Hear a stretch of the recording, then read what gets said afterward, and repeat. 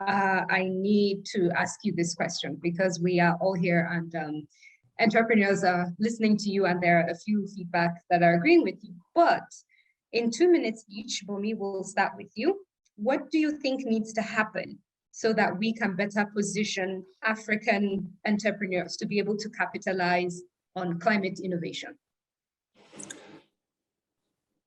That's a good question. I think one is obviously sensitization. People need to be aware of what climate change is doing.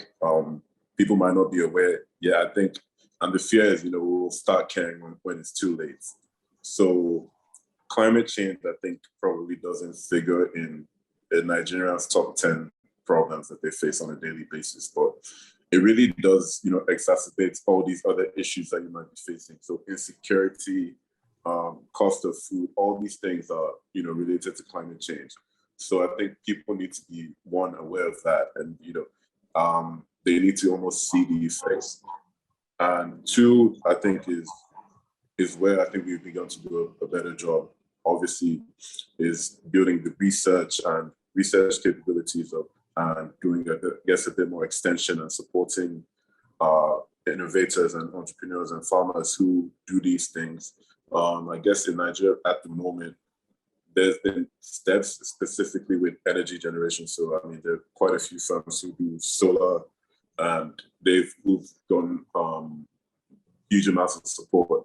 And so we need to kind of extend that. And, Nkiru mentioned, Kenya and Rwanda, and they have a much more enabling environment for, climate sensitive agriculture and just practices in general.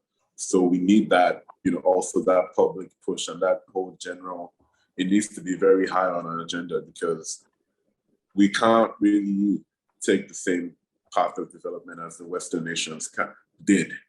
The time has unfortunately passed. So we need to be a bit smarter about how we develop our businesses, and policies have to match that.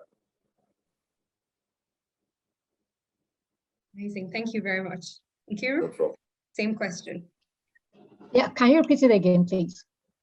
Yes, what needs to happen in Africa so that we can better position youth to be able to capitalize on climate innovation? The problem for us, as in primary production agriculture, farming, is that climate innovation are there, but for us in Nigeria, there's even no data.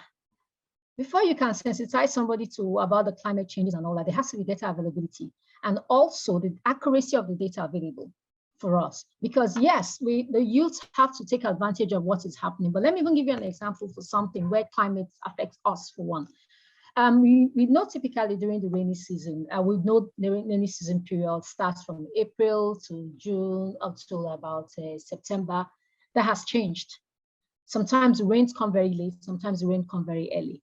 And many times the information we're getting from the weather control and the climate people is not even truthful. You can't even plan based on that. So before African youth can take advantage of anything climate innovation, we have to make sure that we even have the agencies to be able to give us the right information that you can use and do your planning.